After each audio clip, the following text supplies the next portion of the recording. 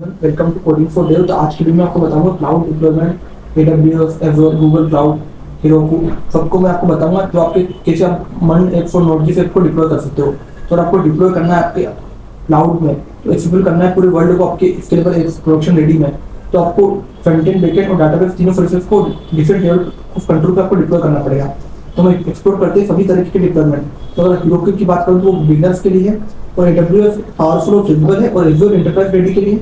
तो गूगल का जीसीपी हमारा एआई फ्रेंडली और स्केलेबल है। ओके, तो फिर बात करते हैं हेरोकू, जो बेस्ट है बिगनर्स के लिए और एवरीबॉडी के लिए। इसको यूज करने के लिए आपको बिल्ट इन गिट डिप्लॉयमेंट का यूज करना पड़ता है। ये फ्री टियर होता है, लिमिटेड होता है।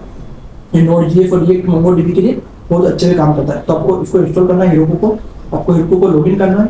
आपको इसका एक फाइल बनेगी, टॉप फाइल, आपको फाइल बनानी है नोड इंडेक्स.js का यूज करके। ओके, फिर आपको गिट इनिट और हेरोकू क्रिएट करके गिट ऐड करके उसको डिप्लॉय कर देना है हेरोकू मास्टर के अंदर।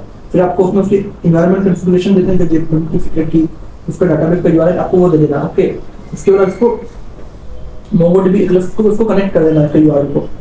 फिर ये हमारा जो प्रोजेक्ट है वो हेरोकू पर डिप्लॉयड हो जाएगा। ओके, तो ये था हेरोकू का डिप्लॉयमेंट। अब बात करते हैं अमेज़न वेब सर्विस का डिप्लॉयमेंट, वो भी एंटरप्राइज लेवल का।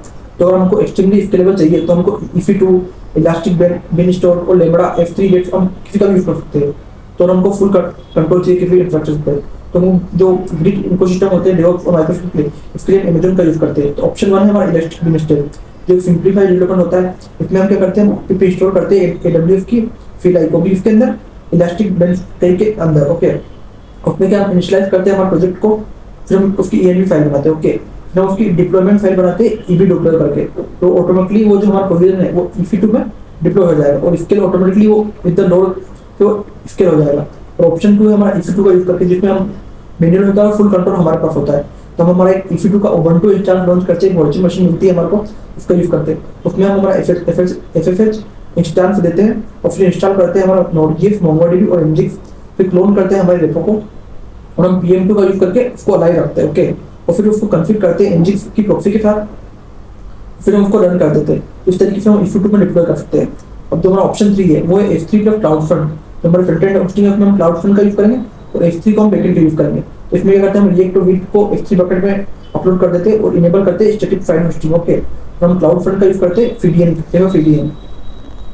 अब बात करते हैं थर्ड तरीका हमारा जो है वो एज़ोर माइक्रोसॉफ्ट का यूज करके इंटरप्राइज लेवल और कॉर्पोरेट फोकस एप्स को डिप्लॉय करने के लिए। तो इसको हम इजीली VS कोड के द्वारा डिप्लॉय कर सकते हैं। इसके लिए हमको क्या गुड इंटीग्रेशन चाहिए .NET और MS सर्विसेज का। इसके लिए हमको हेरोकू लाइक डिप्लॉयमेंट होता है। तो आपको इंस्टॉल करने के लिए आपको इवेंट लॉगिन करना है आपको एज़ोर फिलाई के अंदर। फिर आपको ये कमांड जो है, इस कमांड का यूज करना है पर्टिकुलर लोकेशन के लिए। इसके बाद आपको कोड को डिप्लॉय करना है, कोड का नेम देके और उसका लोकेशन स्ट्रक्चर देके। फिर आपको कॉन्फ़िगरेशन फाइल को अपलोड करना है और आप उसको डिप्लॉय कर देना है। आपकी फाइल यहाँ पर भी डिप्लॉय हो जाएगी, एज़ोर में भी इजीली डिप्लॉय हो जाएगी। अब बात करते हैं गूगल क्लाउड प्लेटफॉर्म की। इसमें हमारे AI और स्केलेबल एप्स को हम डिप्लॉय करते हैं। इसमें क्या क्या होता है, इसमें सर्वरलेस ऑप्शंस होते हैं, क्लाउड फंक्शन ऐप इंजन में क्यूबरनेटिस इंजन होता है हमारा, इसमें फायरबेस होता है फुल स्टैक होस्टिंग के लिए, और पावरफुल मॉनिटरिंग और लॉगिंग टूल्स भी देते हैं इसमें।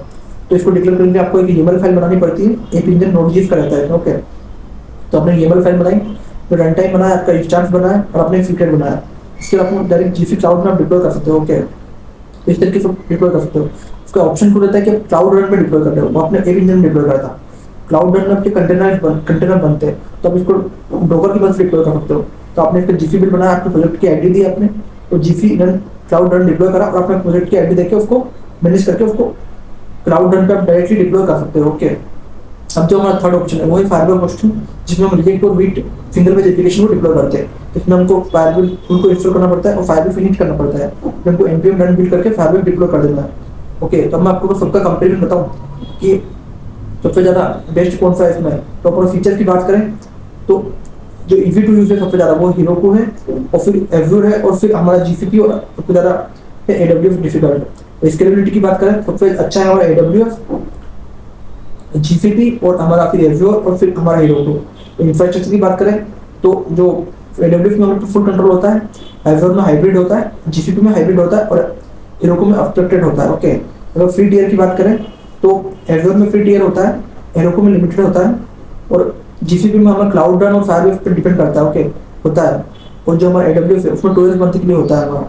और DB सर्विस की बात करें तो हेरोकू में हमको ऐड कर सकते हैं कोई सी भी और AWS में RDF और DynamoDB होता है, Azure में हमारा Cosmos DB होता है, और GCP में हमारा Firestore और Cloud SQL होता है।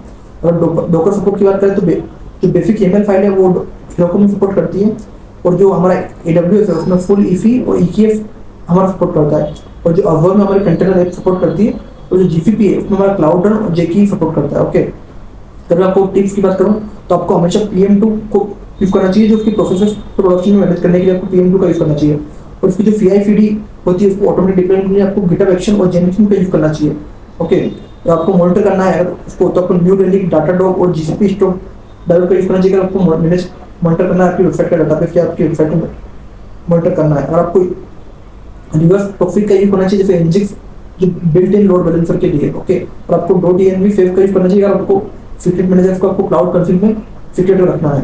ओके, तो इस वीडियो में आपको पूरा कंप्लीट बताया कि आप क्लाउड डेवलपमेंट कैसे कर सकते हो Amazon AWS के अंदर, Azure के अंदर, और गूगल क्लाउड के अंदर और Heroku के अंदर। तो मैंने इसमें कंप्लीट वीडियो में आपको डिटेल में एक्सप्लेन किया है।